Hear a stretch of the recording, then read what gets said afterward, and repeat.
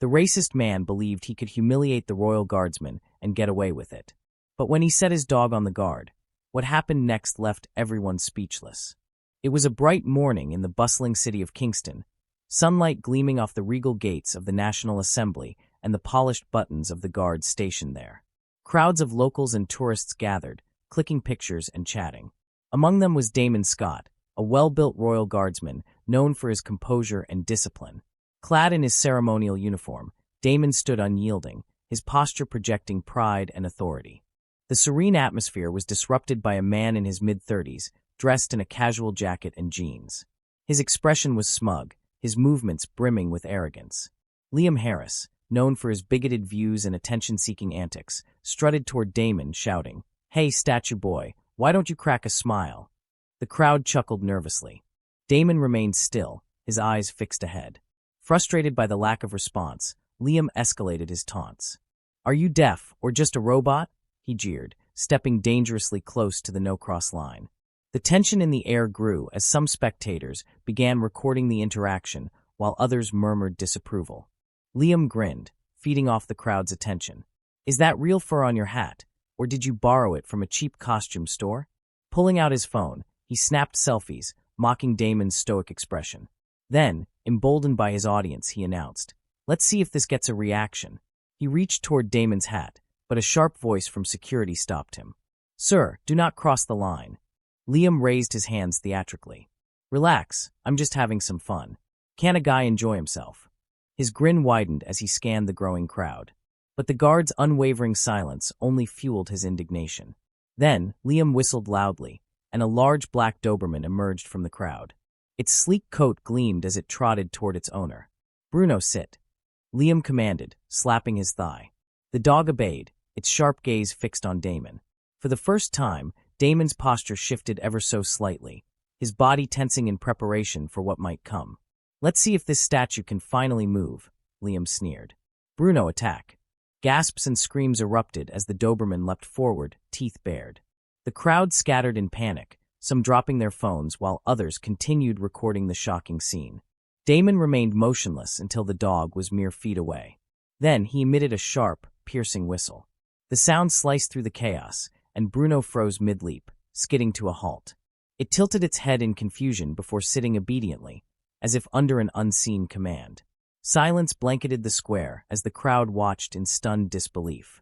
Damon, still composed, turned his head slightly toward Liam. In a calm yet firm voice, he said, "Your dog deserves better than you." The crowd erupted in applause, cheering for the guard's composure and quick thinking. Laughter rippled through the square, and someone shouted, "That's how it's done." Liam's smug grin vanished, replaced by a deep flush of embarrassment. Furious, he stepped over the no-cross line, ranting about tradition and claiming his rights as a citizen.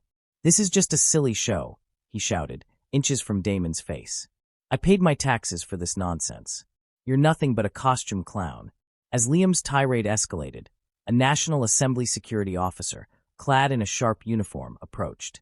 Placing a firm hand on Liam's shoulder, he said, "Sir, you are disrupting public order. Step back immediately." Liam shrugged off the officer's hand and scoffed. "Disrupting public order? What a joke. These guards are here to entertain us. They should be grateful for the attention."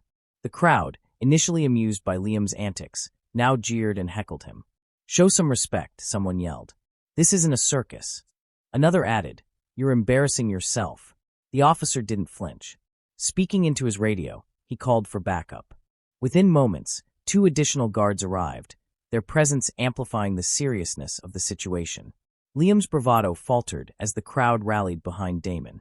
"You're just standing there, doing your job," a woman in the crowd said, directing her support at Damon. "Unlike this idiot."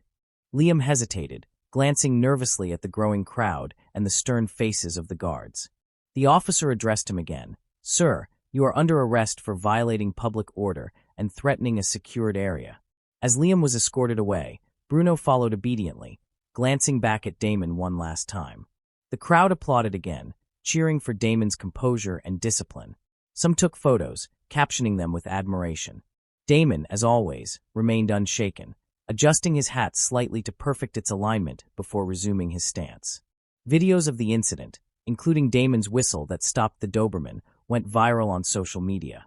Comments poured in, praising Damon's calm demeanor and calling out Liam's arrogance. The headlines the next day hailed Damon as a symbol of dignity and tradition. As for Liam, he became a laughingstock, with memes mocking his behavior spreading across the internet. Despite the chaos, Damon continued his duty, a steadfast reminder that respect and discipline always triumph over ignorance.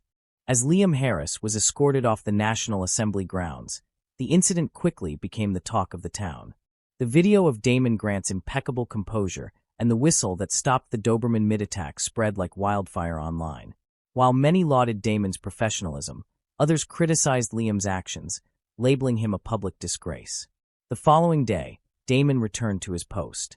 His disciplined demeanor hadn't wavered, but the memory of the previous day lingered in the air. Meanwhile, Liam, unrepentant and enraged by his public humiliation, doubled down on his behavior. He took to social media, posting videos filled with hateful rhetoric, claiming he had been targeted unfairly and mocking Damon's stoic response. One post stood out. Liam sneered into the camera, saying, "They think their little traditions mean anything. Just wait. We'll show them what real power looks like." The vague threat raised concerns among law enforcement. Captain Henry Barnes, who oversaw the National Assembly's security, convened an emergency meeting with Damon and his team. "Liam isn't acting alone," Barnes said, showing the team a string of disturbing messages tied to Liam's online activity. "He's connected to a group planning something bigger." The investigation revealed a network of like-minded individuals who shared Liam's hatred for the institution Damon represented. They uncovered plans for a coordinated attack targeting high-profile locations, including the assembly grounds. One disturbing detail stood out. Liam had been listed as a key figure in the group's upcoming operation. That evening, Damon returned home to his wife, Renee, who was visibly worried. "You've already been through so much," she said, holding his hand tightly. "Why don't they just leave you alone?" "They won't stop, Renee," Damon replied. "But neither will I." The next day, a tip led investigators to an abandoned warehouse on the city's outskirts. Surveillance revealed several members of the group gathering inside. Believing this was their best chance to dismantle the operation, Barnes ordered a raid. Damon joined the team, his presence steadying the group as they prepared for the mission. Under the cover of darkness, they breached the warehouse. Chaos erupted as the suspects tried to flee. Damon spotted Liam among the group and gave chase, cornering him near an exit. "You don't have to do this," Damon said, his voice calm yet firm. "It's over." Liam laughed bitterly. "You think stopping me changes anything? There's more coming, bigger than you can imagine." Liam was taken into custody, but his cryptic warning haunted Damon. Back at headquarters, investigators combed through evidence collected at the warehouse. They discovered blueprints and communication logs detailing plans for a massive attack on Unity Plaza, the city's central hub, during an upcoming cultural festival.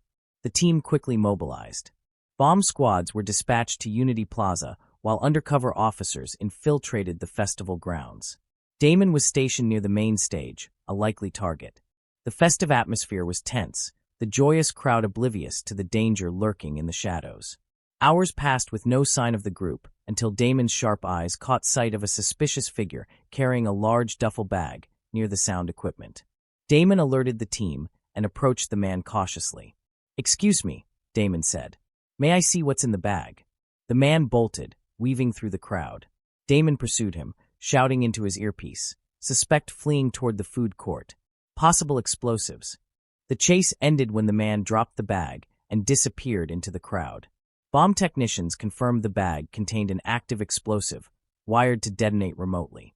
While the immediate threat had been neutralized, it was clear the group's operation was far from over.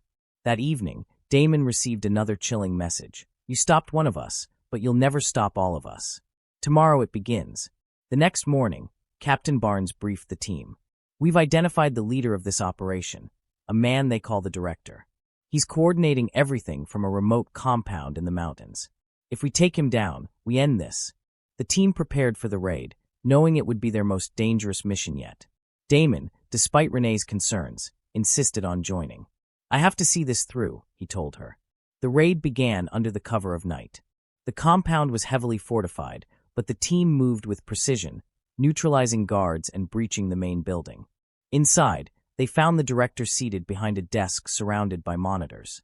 "You've come all this way," the director said, his voice calm and unsettling. But you're too late. The monitors displayed live feeds of multiple locations, each with a planted bomb. You can't stop them all, he sneered.